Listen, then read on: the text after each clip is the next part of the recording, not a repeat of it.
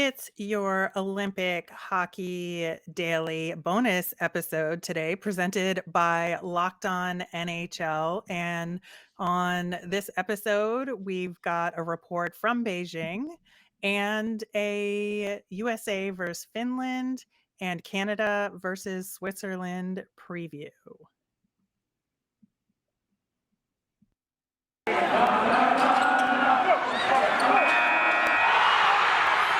You're Locked On NHL, your daily podcast on the National Hockey League. Part of the Locked On Podcast Network, your team every day.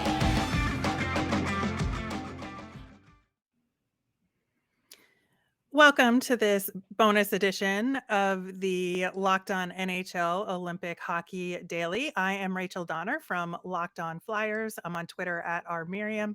I'm here with Ann Kimmel of Locked On Predators, and from Beijing, Erica Ayala from Locked On Kraken. Erica, how's it going over there? Yeah, ni hao from Beijing. It's going well. It's about at the time we're recording this at almost 6:30 in the morning, and it's a big day as the women's tournament is getting started, including, of course, the host nation will open up the tournament against the Czech Republic. Nice. And they will be doing so in style. If you Oh. have not seen on the internet, kind of broke hockey Twitter, I would say, momentarily. Team China's Yes. goalie pads are the most stunning things I have ever seen. Oh, incredible. Incredible. Yeah, works of art.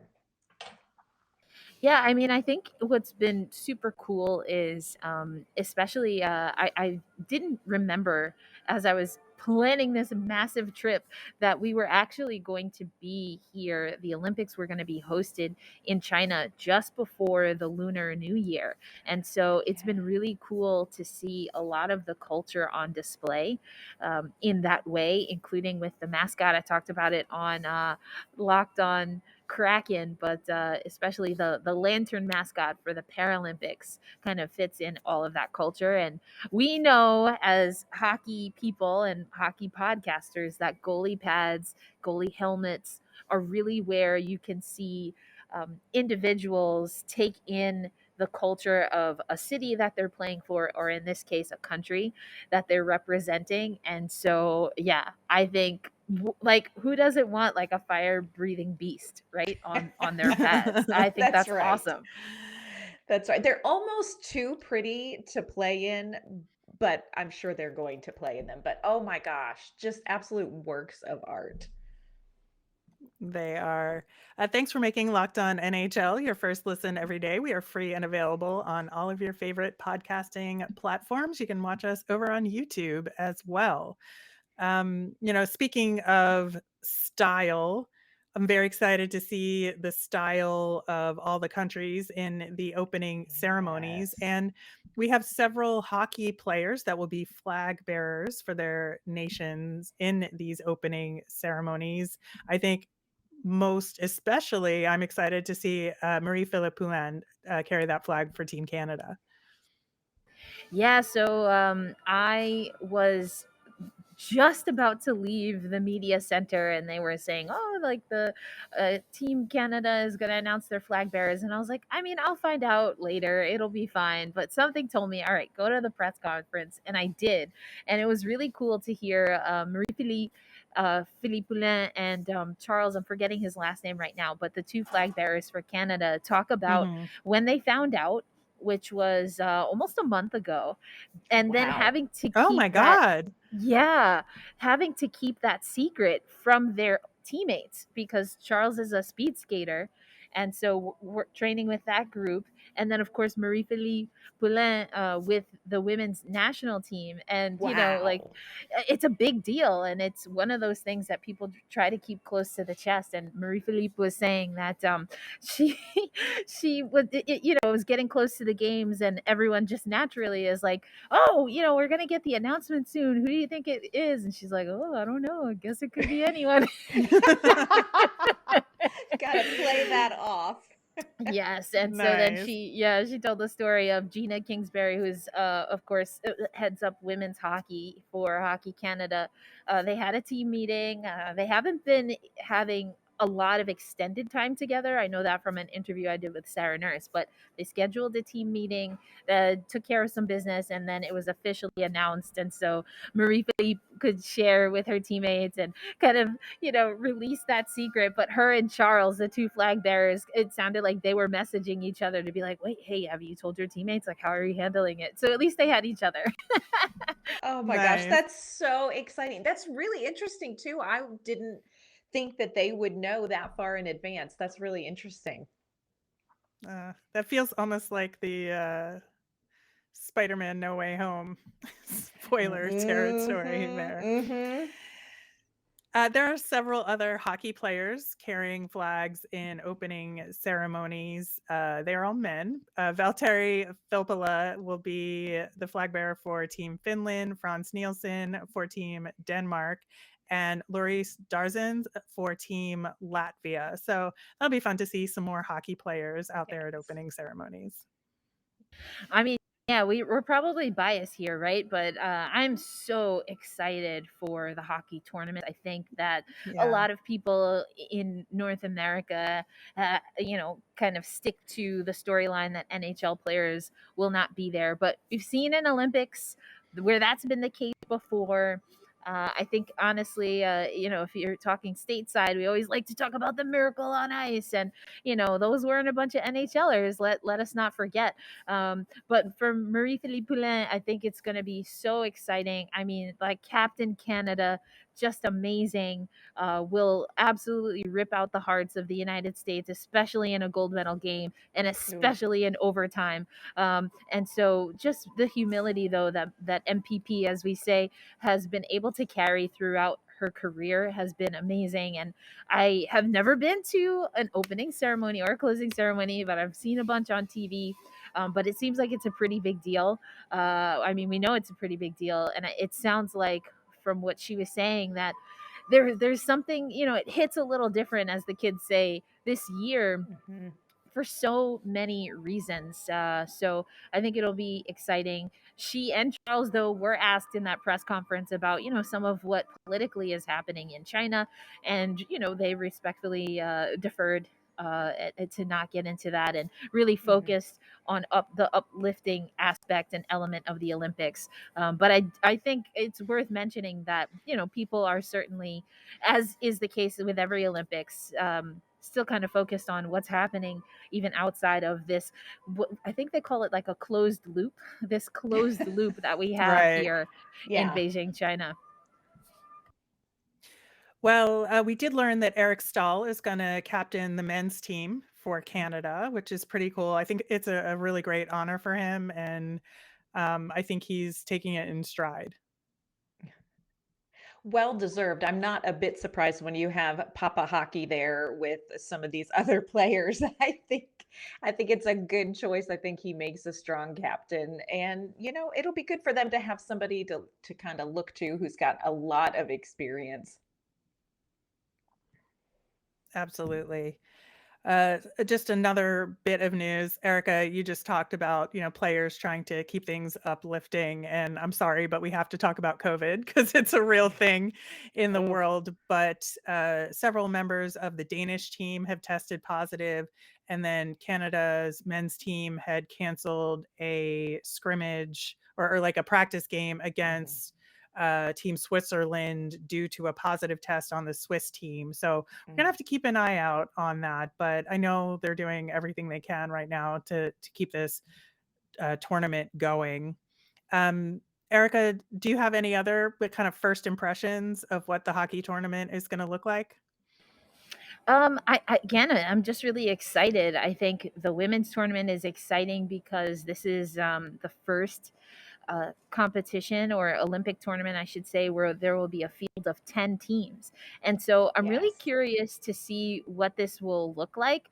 I don't want to oversell that we're going to necessarily get any upsets in this particular Olympic tournament.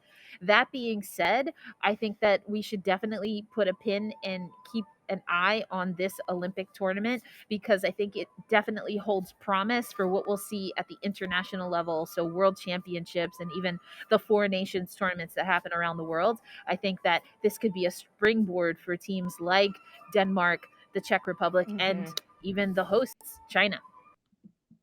Absolutely. Well, Yeah. we're going to talk more about that and preview the first few games coming up tonight, which happen before opening ceremonies start. Before that, we're going to talk about our friends over at Built Bar. And if you're trying to get fit or eat healthier, make sure you include Built Bar in your plan.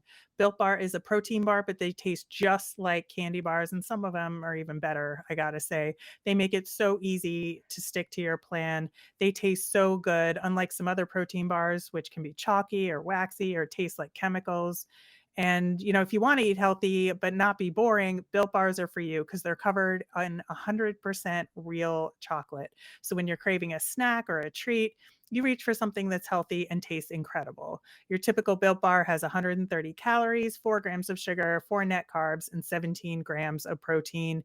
And Built Bar has a plethora of amazing flavors to choose from. I personally like the salted caramel and the cookies and cream, but Built is always coming out with new flavors. So check out built.com to see what's new. And while you're there, use the promo code LOCKED15 and you'll get 15% off your next order. That's promo code LOCKED15 for 15% off at built.com. Once again, thanks for making Locked On NHL your first listen every day. We are free and available on all of your favorite podcasting platform. All right, so we have our first batch of games coming up tonight, Eastern time. Today, I guess for you, Erica, right? Yes, yes, indeed. So I will be heading over. I'm, nice and spiffy and dressed. I'll be heading over to Wuksong, so I'll catch all of the games there. And so yeah, we kick off this afternoon for us, and it's already Thursday. Yes, it's Thursday here. It's so confusing. The whole time thing is confusing when what day you're on, what day we're on, who's in the morning, who's in the afternoon. But we're gonna figure this out by the end. We're gonna have this. Yeah. Well, the first two games are right up against each other. We have the host country, China, kicking off their tournament against Czechia, and Switzerland kicking off their tournament against Team Canada. Both of those games start at 11:10 p.m. Eastern, and that's Wednesday night for us. Yes, yes, indeed. And so I think, we were just talking a little bit in the first segment about the expanded field, and the Czech Republic is one of those teams that was able to gain entry to the Olympic field by way of that expanded field. They still did have to win their Olympic qualifier, which they did. But this is a young team that I think people are really going to enjoy watching. We, is the case with every athlete that will be competing in the Olympics, the time on and off here and there with COVID, we'll have to see what the actual competitions look like.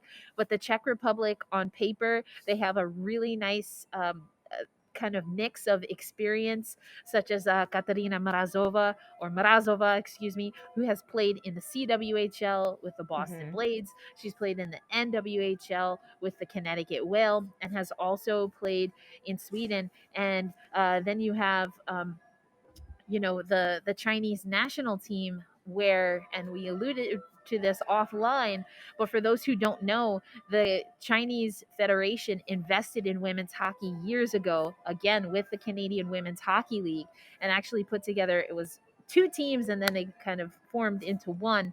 But they've been investing in the national team players. A lot of the players on that team, including some who were raised and were educated in North America, are going to be hitting the ice for China. So it's going to be limited capacity, but I think that the fans that are able to go to that first game, I'm personally really excited to take in the atmosphere and Right. see Yes. how China really celebrates hockey, because through the partnership in the CWHL, I've heard nothing but good things about how fans in China represent in the stands and in the arena and really root for their teams. It should be really fantastic. It's almost kind of a shame that that game is up against Canada, Switzerland, just because Yes. it feels like they'll get the lion's share of the audience there. But I think it's absolutely worth checking out. Oh, sorry, that was terrible. Checking out Checking out. Czechia. Oh, you did it. I did it. It was bad. It was bad. I apologize profusely. That game against China and just seeing what those teams have to offer. And it's a good Mhm. comparison to the kind of play that you'll see in that Canada versus Switzerland game, which I think should be a really interesting game to watch for a couple of reasons. First off, I think it's a good way for Canada to start off the tournament if they're looking for a game that's going to be fast paced with a little bit of intensity to it to kind of get their muscle memory going. I think Mhm. this will really help them in the progression of how their tournament is going to run. Sorry, it took a little while for me to unmute.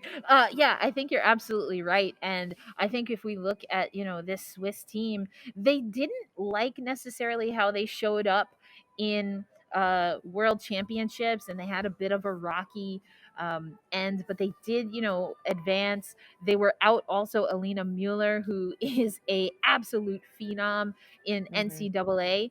And Yes. so expecting to have Mueller back and healthy, and I think that definitely changes things for this Swiss team. But they also have, Laura Stalder, who will be returning and is one of the leaders on this Swiss team. So I think you're right, Rachel, that this is really a good baseline for Canada. And I think Canada is probably going to set the tone for their side of the bracket, so to speak. But this is also an important game for Switzerland, who felt in some ways that maybe they left some things on the table in the Mm, 2021 World Championships. yeah. Well, and Canada has, like you said, this is a great game for them to start out with. United States maybe has a little bit more of a challenge coming out. Their first game going to be against Finland. How do you ladies see this game, and what kind of challenge do you think this is going to be for the United States team? Well, I think that the big storyline going into, again, what ultimately ended up being the 2021 World Championships was, hey, like rivalry renewed. 2019 ended in such Oh, dramatic fashion. It was in Finland.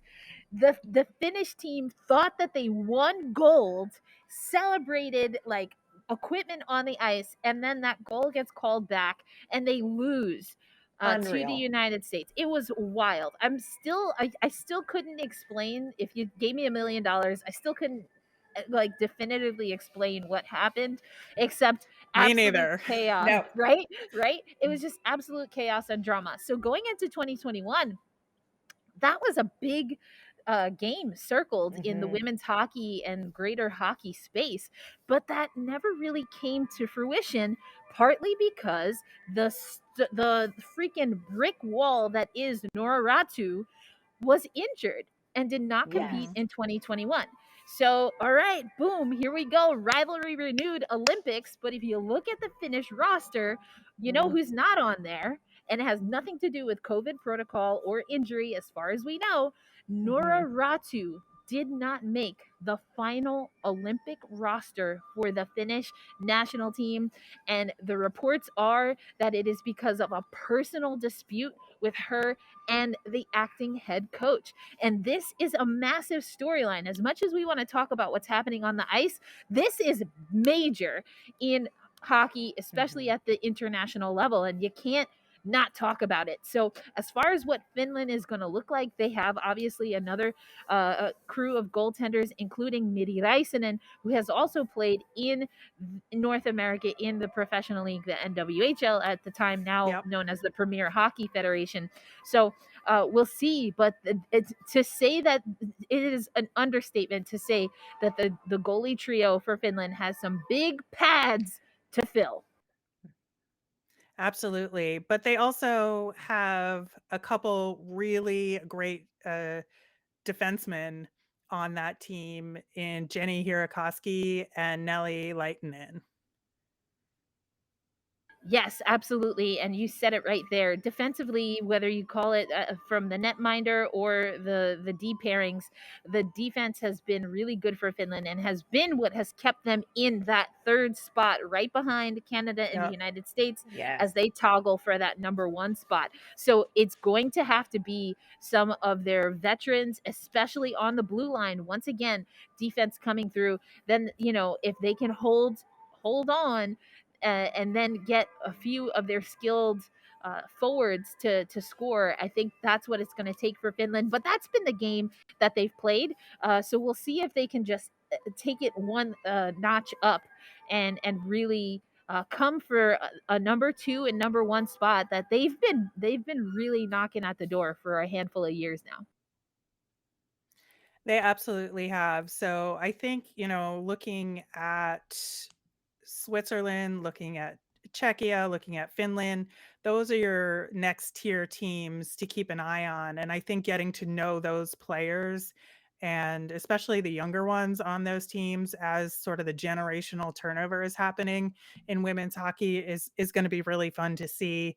And then of course, we'll get to see our favorites with Team USA and Team Canada, duking it out there. But I think it'll be a really good start for both of the top teams in terms of setting the tone for what they're trying to accomplish in this tournament. And I think they'll be keeping an eye on each other because, again, they're playing at different times. The USA Finland game will start at 8:10 a.m. Eastern on Thursday. So, if you are hardy and brave, you will be able to watch both of them in real time. But man, Erica, it's so great to have you on the show today and hopefully many times throughout the course of both of these tournaments, giving us the inside scoop on what's going on over there. Well, thank you so much for having me. I'm just hoping everyone that's here in Beijing and everywhere else is just remaining safe and healthy. As we mentioned, COVID is still a thing, and unfortunately for some people, it's definitely more than just an inconvenience. So let's just make sure we're keeping everyone safe, and as long as we do that, we should have a great set of hockey tournaments. Absolutely. Well, thanks so much for listening, everyone. We'll be back again tomorrow with a recap of all the action from the first day of the tournament. And my Locked On Flyers co host, Russ Cohen, is going to join us and go a little bit behind the scenes on Team Russia on both the women's and men's team, which we haven't talked about a ton, but we'll get into that on tomorrow's show. Have a great day, everyone.